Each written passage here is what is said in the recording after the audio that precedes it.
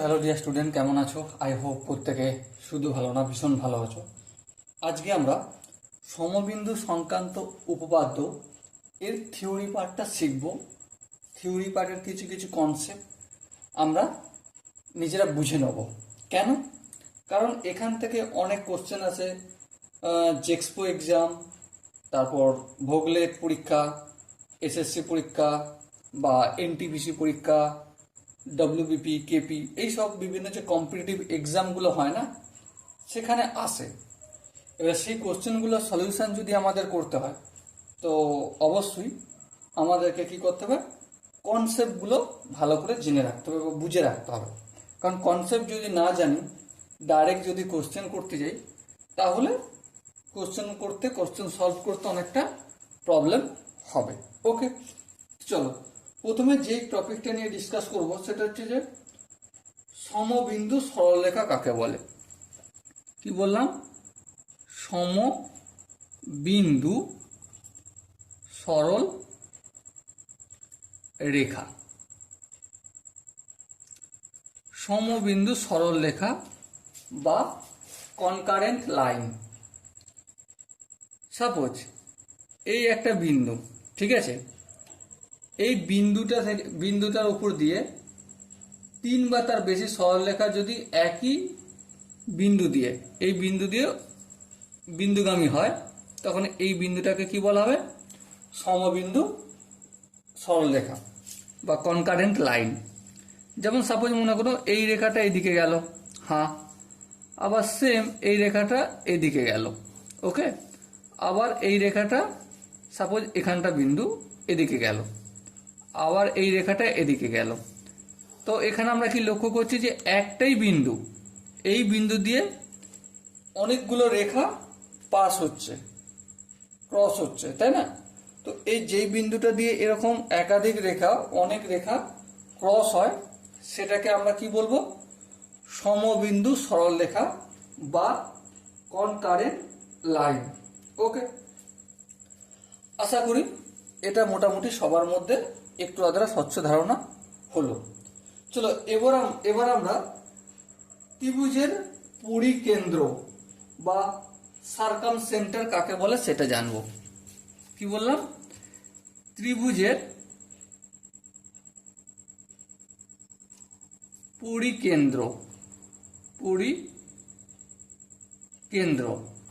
বা circum centre.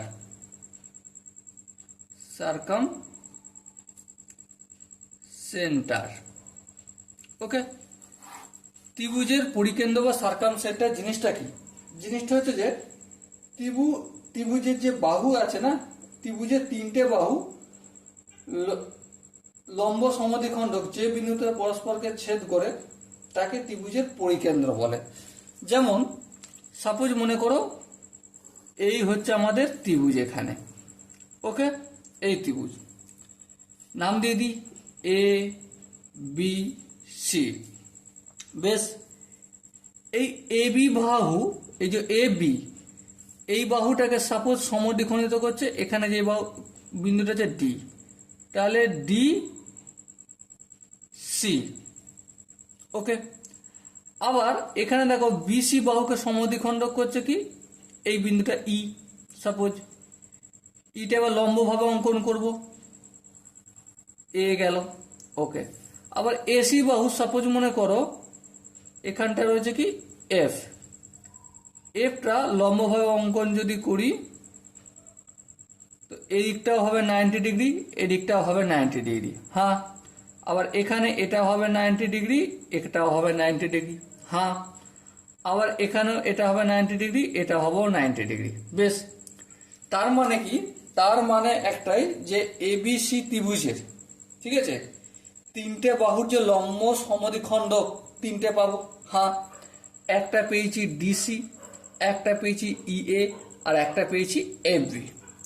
এগুলো কি? প্রত্যেকটাই লম্ব সমদ্বিখণ্ডক। লম্ব সমদ্বিখণ্ডক মানে ডিসি লম্ব সমদ্বিখণ্ডক এবি, ওকে। আর কি? এই লম্ব সমদ্বিখণ্ডক এইটা বিসির ওপর, হ্যাঁ। আবার এফ বি এ বি লম্ব সমদ্বিখণ্ড এসি, এই জিনিসটা মনে রাখতে হবে। ওকে, এই যেই বিন্দুটায় এই তিনটে লম্ব সমদ্বিখণ্ড মিলিত হলো, এটা সাপোজ নাম দিচ্ছি আমি ও বিন্দু। ঠিক আছে, এই ও বিন্দুটাকে কি বলা হবে? সার্কাম সেন্টার বা ত্রিভুজের পরিকেন্দ্র। ওকে, আই হোপ তোমরা মোটামুটি একটু আদ্রা হলো ত্রিভুজের পরিকেন্দ্র সম্বন্ধে মোটামুটি একটু ধারণা হয়েছে। এবার দেখো নেক্সট, সূক্ষ্মকোণী ত্রিভুজের পরিকেন্দ্র ত্রিভুজের ভিতরে অবস্থিত। স্থূলকোণী ত্রিভুজের মানে যেই সূক্ষ্মকোণী ত্রিভুজ বলতে আমরা কি বুঝি? যেই ত্রিভুজের কোনো প্রতিটা কোণ তিনটে কোণই 90 ডিগ্রির থেকে ছোট হবে। কি হবে? 90 ডিগ্রির থেকে ছোট। ঠিক আছে, এর থেকে ছোট। তাহলে যে ত্রিভুজের প্রতিটা কোণ 90 ডিগ্রির থেকে ছোট হয় সেগুলোকে কি বলে? সূক্ষ্মকোণী। সূক্ষ্মকোণী ত্রিভুজের এই যে পরিকেন্দ্রটা না, সেটা কোথায় অবস্থান করবে? ত্রিভুজের ভিতরেই অবস্থান করবে। আবার স্থূলকোণী, স্থূলকোণী মানে যেটা হচ্ছে 90 ডিগ্রির থেকে বড়, যে কোনো একটা কোণের মান 90 ডিগ্রির থেকে বড়, যে কোনো একটা। ঠিক আছে, তাহলে সেই ক্ষেত্রে কি হবে? সেক্ষেত্রে এই যে পরিকেন্দ্রতা, এটা কিন্তু ত্রিভুজের বাইরে অবস্থান করবে। ওকে, আর সমকোণী ত্রিভুজের ক্ষেত্রে পরিকেন্দ্র ত্রিভুজের, ধরো সমকোণী, এই হচ্ছে আমাদের সমকোণী ত্রিভুজ। ঠিক আছে, সমকোণী ত্রিভুজে এ বি সি। ওকে, এবার সমকোণী ত্রিভুজের ক্ষেত্রে কি হবে? এই বিসি বাহুকে মধ্যবিন্দু, এটা সাপোজ মনে, এটা হচ্ছে এটা ডি আর এটা হচ্ছে ই। এফ কত হবে? নিশ্চয়ই এখানটা এফ হবে। তাহলে দেখো এই আমরা অঙ্কন করলাম, এটাও 90 ডিগ্রি, এটাও 90 ডিগ্রি। আবার এই এসির যদি 90 ডিগ্রি করি তাহলে এই 90 ডিগ্রি হবে। ওকে, তো এই যে অতিভুজ, অতিভুজের উপর অবস্থান করে পরিকেন্দ্র। কোথায়? অতিভুজের ওপর অবস্থান করবে পরিকেন্দ্র। কোন ক্ষেত্রে? যখন ত্রিভুজটা কি হবে? সমকোণী ত্রিভুজ হবে। ওকে, সো এই জিনিসটা আমরা আশা করি প্রত্যেকে মনে রাখবো। এবার ব্যাপার হচ্ছে যে ত্রিভুজের পরিকেন্দ্র তো জানলাম, কিন্তু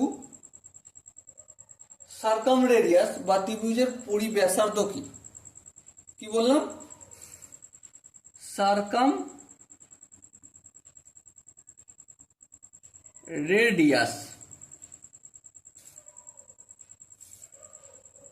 রেডিয়াস বা পরিব্যাসার্ধ।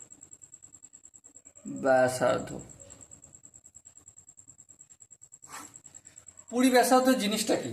দেখো, পরিব্যাসার্ধ হচ্ছে ত্রিভুজের পরিকেন্দ্র থেকে ত্রিভুজের শীর্ষবিন্দু তিনটি পর্যন্ত অঙ্কিত রেখাংশ, তিনটি দৈর্ঘ্য সমান হয়। এই তিনটি রেখাংশ প্রতিটি হলো ত্রিভুজের পরিব্যাসার্ধ। এই যে এতক্ষণ আমরা গল্প করছিলাম না, পরিকেন্দ্র, পরিকেন্দ্র থেকে এই শীর্ষবিন্দু তিনটি, এই এ, এই বি আর এই সি, এখান পর্যন্ত রেডিয়াস নিয়ে, অবশ্যই রেডিয়াস তিনটে কি হবে? একই হবে, ইকুয়াল হবে, এটা মনে রাখতে হবে। ঠিক আছে, এই রেডিয়াস তিনটে নিয়ে এইভাবে আমরা বৃত্ত অঙ্কন করলাম। ঠিক আছে, তখন এইটা কি হয়ে গেল? এই যে এ থেকে ও পর্যন্ত, A O equal to O B equal to O C, এই তিনটে কি হয়ে গেল? পরিব্যাসার্ধ। ওকে, এটা আমাদের মনে রাখতে হবে, এই তিনটে হলো পরিব্যাসার্ধ। ওকে, সো আই হোপ প্রত্যেকে এই জিনিসটা বোঝা গেছে। এবার সাপোজ কোনো জায়গায় আমাদেরকে পরিব্যাসার্ধ নির্ণয় করতে বলল, তখন পরিব্যাসার্ধ নির্ণয় করব কিভাবে? দেখো, খুব সহজ টেকনিক আছে। প্রথমত একটা বাহুর দৈর্ঘ্য আমি এ নিচ্ছি, আর একটা বাহুর দৈর্ঘ্য আমি বি নিলাম, আর একটা বাহুর দৈর্ঘ্য আমি সি নিলাম। তিনটে বাহুর দৈর্ঘ্য 3 রকম। ইকুয়াল হলো, কোনো অসুবিধা নেই। নির্ণয় কিভাবে করব?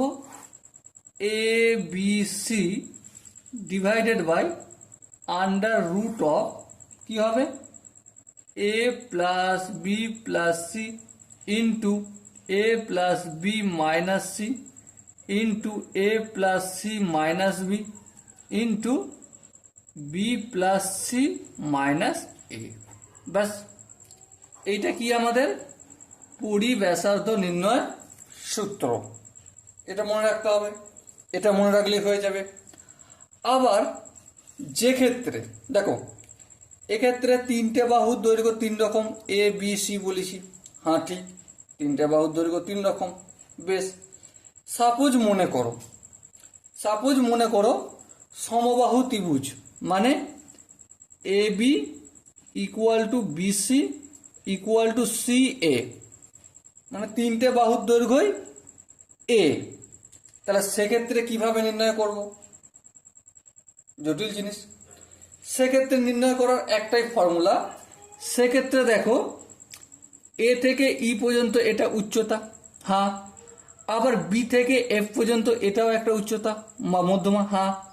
আবার সি থেকে ডি পর্যন্ত এটাও মধ্যমা। তাহলে মধ্যমা তিনটে দৈর্ঘ্য কতটা হবে? √3/2 ইন্টু এ, এটা হবে মধ্যমার উচ্চতা বা মধ্যমার দৈর্ঘ্যটা। ঠিক আছে, এই মধ্যমার দৈর্ঘ্যটাকে আবার এই যে এখানটা ভর কেন্দ্র, এখানটা, হ্যাঁ, এর এই দিকটা থাকে কতটা? 3 ভাগের মধ্যে 2 ভাগ। এই দিকটা থাকে 2/3 আর এই দিকটা থাকে 1/3। তাহলে আমার দরকার এও করতে গেলে আমাকে কিন্তু এটাকে 2/3 দিয়ে গুণ করে দিলেই হয়ে যাবে। ওকে, তাহলে √3/2 ইন্টু বাহু ইন্টু 2/3, এই ফর্মুলা করব কোন ক্ষেত্রে? পরিব্যাসার্ধ নির্ণয়ের জন্য। বলো, যেখানে তিনটে বাহুর দৈর্ঘ্য সমান, A B equal to B C equal to C A equal to A, মানে এ ফর বাহু। ওকে, আর না হলে যে ক্ষেত্রে আমরা বুঝতে পারবো না যে তিনটে বাহু ইকুয়াল নয়, সেক্ষেত্রে তো এই সূত্রটা রয়েছে, A B C divided by under root of A plus B plus C into A plus B plus minus C into A plus C minus B into B plus C minus A. Okay, calculation করলেই হয়ে যাবে। I hope তোমরা প্রত্যেকে এই কনসেপ্টটা বুঝতে পেরেছ। এরপর আমরা ত্রিভুজের পরিবৃত্ত নিয়ে আলোচনা করব। দেখো, আমরা পরিকেন্দ্র পেয়ে গেছি, হ্যাঁ। পরিব্যাসার্ধ পেয়ে গেছি, হ্যাঁ। তাহলে পরিব্যাসার্ধ দিয়ে, ঠিক আছে, ত্রিভুজের পরিকেন্দ্রকে কেন্দ্র করে পরিব্যাসার্ধের দৈর্ঘ্যের ব্যাসার্ধ নিয়ে অঙ্কিত বৃত্ত ত্রিভুজের 3টে শীর্ষবিন্দুকে স্পর্শ করে যে বৃত্তটা তৈরি হয় সেটাকে কি বলা হবে? পরিবৃত্ত। তাহলে এটাই আমার পরিবৃত্ত। বলো, আই হোপ এই জায়গাটা কারো কোনো অসুবিধা হওয়ার কথা নয়। তাহলে আমরা কি কি শিখলাম? সমবিন্দু সরলরেখা কাকে বলে সেটা শিখলাম, হ্যাঁ। ত্রিভুজের পরিকেন্দ্র বা সেন্টার কাকে বলে সেটা শিখলাম, হ্যাঁ। তারপর কি শিখলাম? যে কোন জায়গায় অবস্থান করে, যেমন 90 ডিগ্রি এর ছোট যদি ত্রিভুজের তিনটে কোণই কেউ যদি 90 ডিগ্রি বা তার বেশি না হয়, সেক্ষেত্রে এই সার্কামসেন্টারটা কোথায় অবস্থান করবে? ত্রিভুজের ভিতরে অবস্থান করবে। যদি 90 ডিগ্রি থেকে যে কোনো একটা কোণের মান বড় হয়, সেক্ষেত্রে কোথায় অবস্থান করবে? ত্রিভুজের বাইরে অবস্থান করবে। আবার যদি একটা কোণের মান 90 ডিগ্রি হয়, তাহলে পরিকেন্দ্রটা কোথায় অবস্থান করবে? অতিভুজের ওপর অবস্থান করবে। ওকে, এটা শিখলাম। আর কি শিখলাম? পরিব্যাসার্ধ কি সেটা আমরা ডিসকাস করেছি। আবার বিষমবাহু ত্রিভুজ, মানে যেই ত্রিভুজের 3টে বাহু আলাদা আলাদা দৈর্ঘ্যের, যেমন এ বি সি আমি নাম নিয়েছি 3টে বাহু, ঠিক আছে, তার নির্ণয় কিভাবে করতে হয় সেটা আমরা ডিসকাস করেছি। আবার সাপোজ মনে করো যেখানে A B equal to B C equal to C equal to A, মানে 3টে বাহুর দৈর্ঘ্য একই, সেক্ষেত্রে কিভাবে নির্ণয় করতে হয়, √3/2 ইন্টু এ ইন্টু 2/3, এই ফর্মুলাটা আমরা জানলাম। ওকে, এখান পর্যন্ত মোটামুটি শিখলাম। চলো এরপরে আমরা লম্ব বিন্দু নিয়ে ডিসকাস করব। তো লম্ব বিন্দু, প্রথমে হেডিংটা করে নিই, লম্ব বিন্দু। লম্ব বিন্দুকে কি বলছে, অর্থ সেন্টার, ORTHO, অর্থ সেন্টার।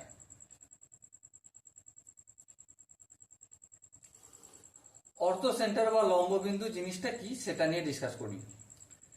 প্রথমে আমরা একটা কাজ করি, যে কোনো ত্রিভুজের শীর্ষবিন্দুগুলি থেকে বিপরীত বাহুর উপর অঙ্কিত লম্ব তিনটি যে বিন্দুতে পরস্পরকে ছেদ করছে সেই বিন্দুটি হচ্ছে লম্ব বিন্দু। খুব সহজেই বুঝলাম। সাপোজ এই হচ্ছে আমার ত্রিভুজ, ঠিক আছে, ABC। এবারে যে কোনো ত্রিভুজের শীর্ষবিন্দু, মানে এই হচ্ছে এখানে তিনটে শীর্ষবিন্দু, একটা হচ্ছে এ বিন্দু শীর্ষবিন্দু, একটা হচ্ছে বি, আর একটা হচ্ছে আমাদের সি, ঠিক আছে।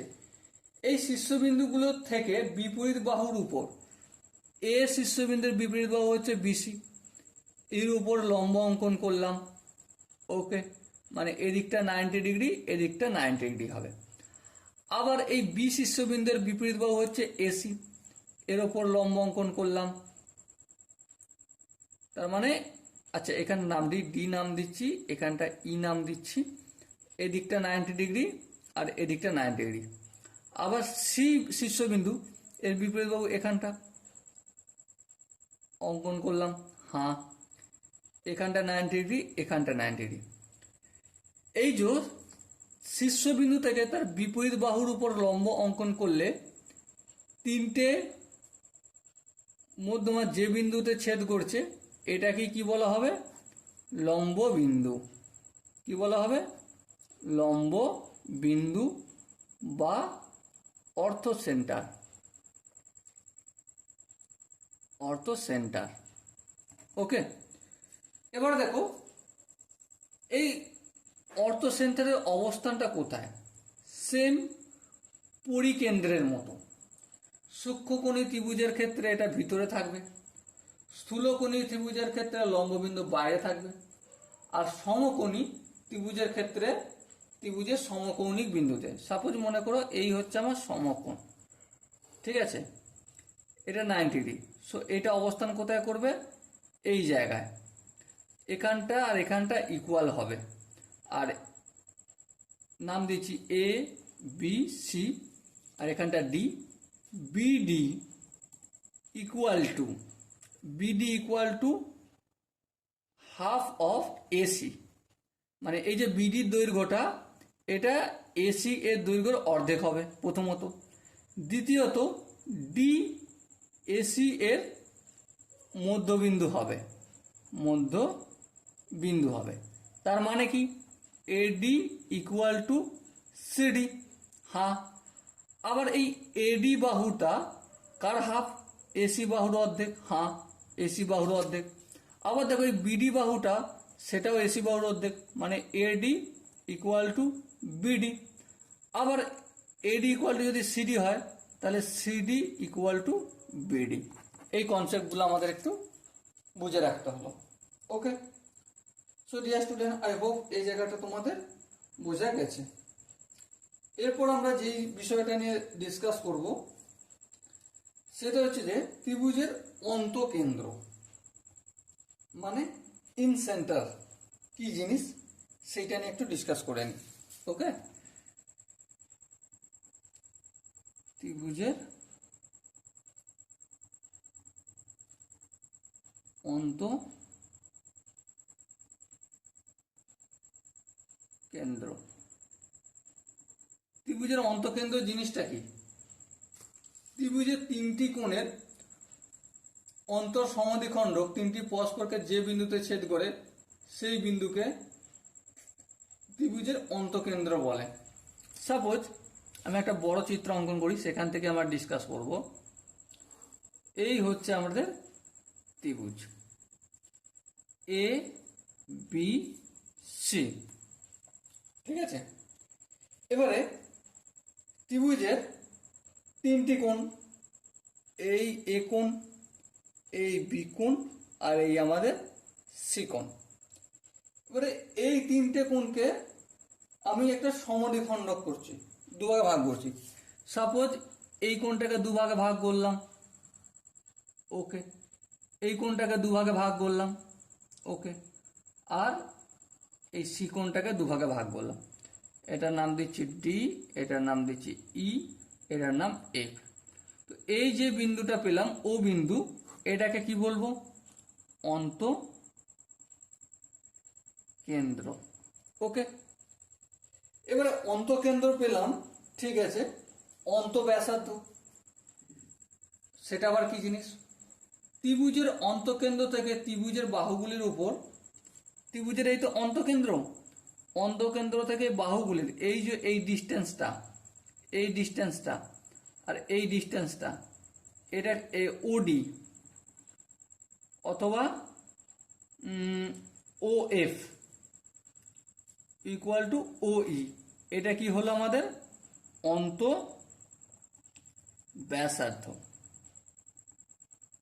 ওকে, এবারে এই ও ডি, ও এফ, ও ই, এটাকে আমি ব্যাসার্ধ মনে করে যে বৃত্তটা আঁকবো, এখানে বৃত্ত হবে, সেই বৃত্তটা কি হয়ে যাবে? অন্তর্বৃত্ত। কি হয়ে যাবে?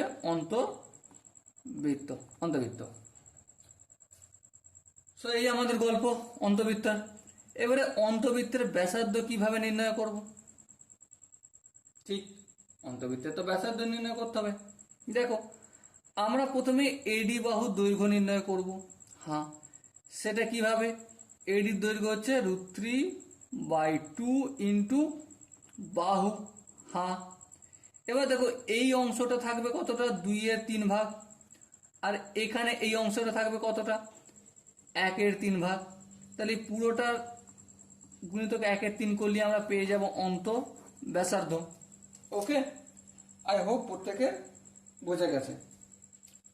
তো এই গেল আমাদের অন্তকেন্দ্র, অন্তব্যাসার্ধ এবং অন্তবৃত্তের সামান্য একটু ডিসকাশন। অবশ্যই বেটার ডিসকাশন হবে যখন আমরা এর কোশ্চেনগুলো করব, তখন নিয়ে অবশ্যই আমরা এটা ভালো করে জানবো, শিখবো। ওকে, এবার আমরা যেটা জানবো সেটা হচ্ছে বহিঃ কেন্দ্র। ওকে, চলো বহিঃ কেন্দ্র কি জিনিস সেটা আমরা একটু ডিসকাস করি। সো প্রথমে আমরা হেডিংটা করে নিই, বহিঃ কেন্দ্র বা এক্স সেন্টার।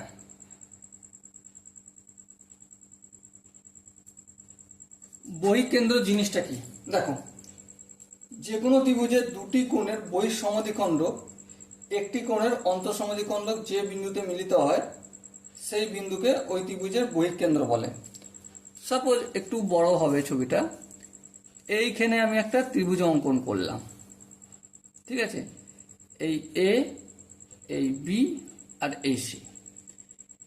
এখানে দেখো, এটা হচ্ছে এই যে সি বিন্দুটা, সি কোণটা, এটা কোন ভাগ?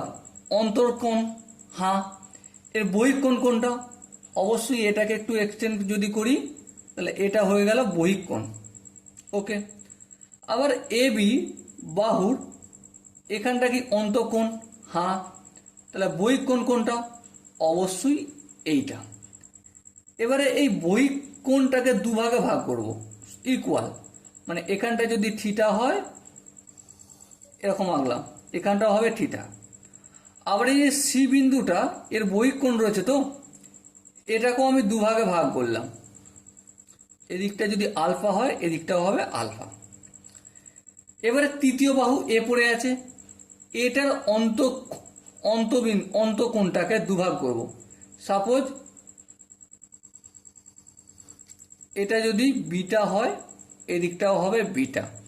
তো এখানে যেই বিন্দুটা তৈরি হলো, ঠিক আছে, এটাকে কি বলে? এটা আমি নাম দিচ্ছি সাপোজ ও, বহিঃ কেন্দ্র। কি বলে? বহিঃ কেন্দ্র বলে। বোঝাতে কি পারলাম? আই হোপ বুঝতে পেরেছ। যে কোনো ত্রিভুজের তিনটে কোণ জানি। হ্যাঁ, সে তিনটে কোণের মধ্যে যে কোনো দুটো কোণের বহিক কোণকে সমান দুভাগে ভাগ করব, ভাগ করে একটা সমদ্বিখণ্ডক অঙ্কন করব দুটো। হ্যাঁ, আর বাকি যে 3 নম্বর কোণটা রইল মানে এই কোণটা, এটাকেও সমদ্বিখণ্ডক করব। সমদ্বিখণ্ডক করার ফলে এখান থেকেও সমদ্বিখণ্ডকটা পাবো। হ্যাঁ, এই তিনটে সমদ্বিখণ্ডক যে বিন্দুতে মিলিত হচ্ছে সেটাকে কি বলা হবে? বহি কেন্দ্র বলা হবে। ওকে, এবার ব্যাপার হচ্ছে বহিক কেন্দ্র থেকে ত্রিভুজের যে কোনো বাহুর লম্ব দূরত্বকে ওই ত্রিভুজের বহিঃ ব্যাসার্ধ বলে। মানে এই তোমাদের বহিক কেন্দ্র।